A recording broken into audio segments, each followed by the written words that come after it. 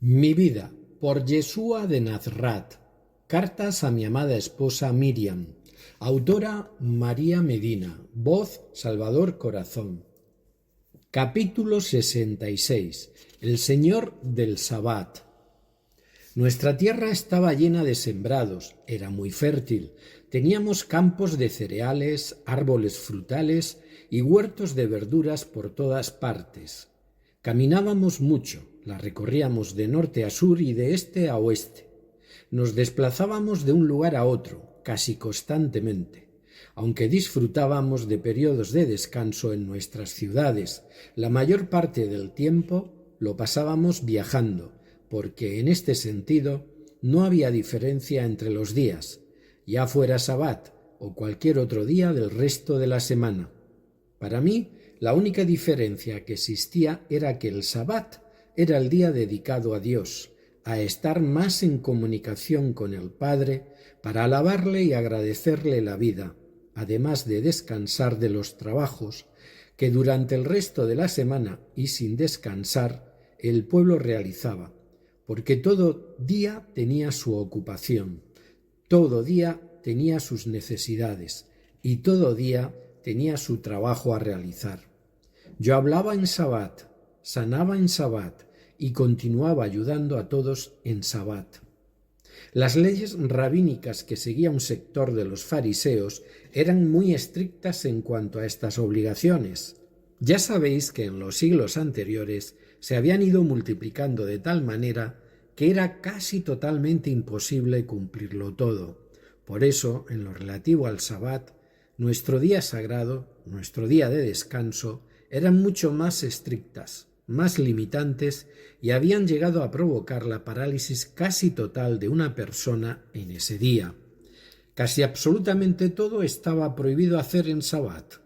Yo no era de esa opinión, porque me parecía que habían sacado de contexto las prohibiciones, habían perdido la calma al imponerlas y muchas veces hablé de ello y lo debatí con ellos, para hacerles ver lo equivocado de estas excesivas, disparatadas y absurdas normas que asemejaban a los seres humanos en el Sabbat a estatuas de piedra.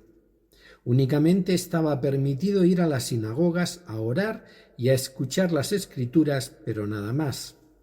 Mi opinión también era compartida por algunos grupos de fariseos más afines a las interpretaciones de la escuela de la sinagoga en la que me formé siendo pequeño. Uno de aquellos viajes que hacíamos coincidió en Sabbat, como tantas veces, y mis acompañantes aquel día sí eran muchos, los 12. Volvíamos a Cafarnaún desde una de las aldeas a la que habíamos ido a enseñar, precisamente una de las parasot del libro de Moshe. Volvíamos, como digo, por un camino que atravesaba campos de trigo y frutales. Todos tenían hambre. Era más del mediodía y todavía no habíamos comido nada. El campo estaba en toda su plenitud. El trigo estaba a punto de ser segado y las espigas ya se veían maduras. Me consultaron y les dije que podrían comer y saciar su hambre, tanto de estas espigas como de frutas, siempre que se encontrasen en el límite del camino con los campos sembrados. Y así lo hicieron, comieron y quedaron satisfechos, con fuerzas suficientes para continuar nuestro camino. Por nuestro mismo camino vimos que se acercaba un grupo de fariseos de los pertenecientes a las escuelas más estrictas, que también regresaban de la sinagoga de uno de los pueblos cercanos y vieron la escena. Inmediatamente y muy soliviantados por lo que ellos consideraban el quebrantamiento de una norma sagrada y la desobediencia a sus leyes, se acercaron a mí para reprocharme escandalizados que había permitido que mis discípulos rompieran la regla de no hacer ningún trabajo en Sabbat cogiendo la comida. Sin perder la calma, les recordé lo sucedido con el rey David, tal como estaba escrito en nuestras escrituras, quien volviendo de una batalla y siendo días de Sabbat, permitió que sus guerreros comieran el pan de la proposición, pan dedicado exclusivamente al servicio del templo y de los levitas. Y él también lo hizo, sin que ello supusiera una transgresión de las leyes, y repito, leyes únicamente emanadas de los hombres, sin ninguna identidad con nuestro libro sagrado, con la Torá.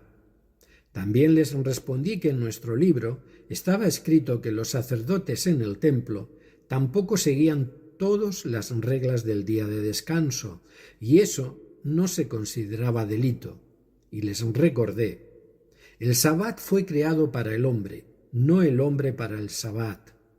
El sabbat fue creado para el descanso del hombre, para que al menos un día de la semana éste no esté únicamente ocupado en trabajar, sino en cuidar de su cuerpo y de su alma y dedicar este día a la alabanza del Padre.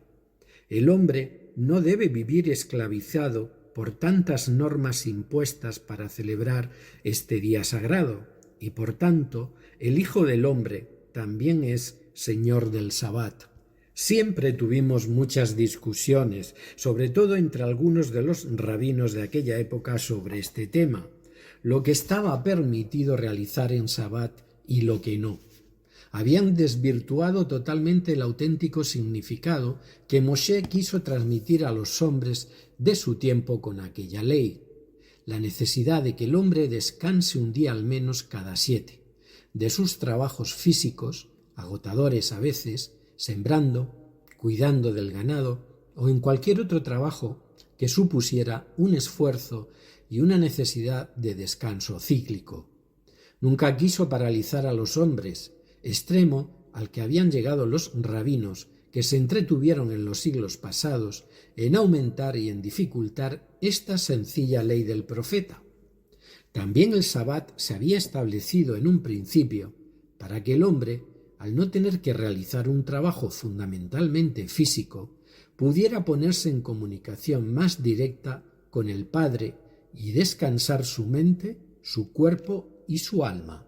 Pero la tergiversación en este precepto había sido desmesurada e innecesaria, y dediqué muchos momentos de mi trabajo a hacerles entender esto, y por este motivo la mayoría de las veces realizaba los prodigios en sabbat, para que fuera todavía más evidente lo que quería enseñar, porque así se daban cuenta de que, según su interpretación, yo estaba incumpliendo aquella ley, cuando lo único que yo estaba intentando que comprendieran era que la ley que ellos seguían a rajatabla no era esa, sino que había sido manipulada, distorsionada e inventada por los hombres en su mayor parte. Por eso se escandalizaban y se enfurecían tanto conmigo, porque fui directamente a modificar y a derribar muchas de sus interpretaciones, no de las leyes de Dios, que jamás modifiqué ni incumplí. Es cierto que muchos de los fariseos de aquella época habían sufrido un gran retroceso intelectual y sobre todo espiritual, porque sus enseñanzas se habían ido reduciendo a una interpretación de nuestro Tanaj exclusivamente literal, a una observancia de las normas impuestas por los rabinos, convertidas en multitud de preceptos desmesurados e inservibles, fruto de muchos años de debates entre ellos, debates que habían trasladado a los libros de normas, pero que en absoluto provenían de la palabra del Padre y no guardaban el inmenso y real misterio de las verdades divinas originarias recibidas por Moshe. Mi estancia en la tierra coincidió con aquellos tiempos de decadencia de los grupos de hombres dedicados a transmitirlas al pueblo, aunque también os digo que no todos habían caído en este declive intelectual o moral.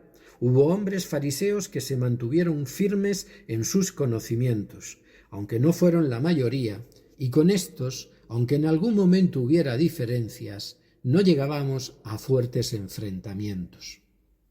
Pero sí quise poner freno a tanta degradación a la que habían llegado. Jamás me enfrenté a ellos para debatir desde una posición intelectual, en absoluto, sino que siempre lo hice haciendo uso de las verdades codificadas y enseñadas en nuestros libros de la palabra. Si me hubiera limitado a debates intelectuales, habría caído en los pozos en los que se movían ellos. Tenía que ir más allá de su muy estrecha visión en muchas ocasiones de lo enseñado en la Torá. Por este motivo, siempre se quedaban sin argumentos a la hora de rebatirme lo que decía, porque no alcanzaban estos niveles superiores de interpretación, mucho más profunda, a un nivel de sabiduría del corazón. Quise ponerles un ejemplo para que entendieran la importancia de un ser humano, la importancia de sus necesidades, lo sagrado del hombre, porque era habitado por Dios. Y les dije: sabéis que los sacerdotes profanan la ley del Sabbat en el templo, y yo soy mayor que el templo. Y comparé así los cuerpos de los hombres con templos que albergan esa energía divina, diciéndoles que lo que en el hombre habitaba era sagrado y que ellos mismos eran un templo al que hay que cuidar y valorar en la medida de su función fundamental para la realización de la vida. No podían admitir eso, porque sus mentes estaban convertidas en algo tan duro, tan estricto y tan estrecho que no tenían siquiera la capacidad de entenderlo. Para ellos el hombre no era nada, poco más que un animal, poco más que un sirviente, poco más que pobres ignorantes que tenían que escuchar embobados sus palabras y cuya mayor obligación era pagarles y acatar sus órdenes superiores. A tal punto habíamos llegado. Mi lucha contra estos conceptos profundamente instaurados fue constante y titánica. Es cierto que cité frecuentemente unas frases de la Torá de uno de nuestros profetas, Yesayahu, que transmitió: misericordia quiero y no sacrificios, palabras de Dios. Porque los hombres se habían alejado del Espíritu del Padre, quedándose reducidos exclusivamente a la aplicación de tantas normas faltas de libertad, faltas de sentimiento, faltas de sentido y faltas de Dios. Normas de los hombres no divinas. Y en aquella ocasión, como en muchas otras, les enseñé que el día de reposo fue creado para el hombre, para su descanso y su alabanza al Padre, y no el hombre para el Sabbat. Y por tanto, el Hijo del Hombre es Señor del Sabbat, no al contrario. Con todo mi amor, Yeshua.